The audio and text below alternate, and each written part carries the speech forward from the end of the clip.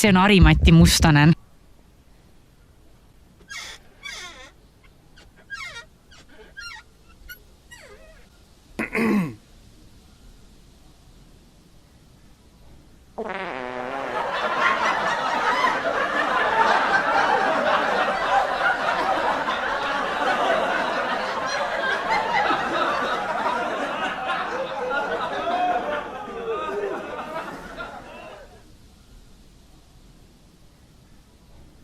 Mina ja Joel Ostrat. Kumba sa pigem kepiksid?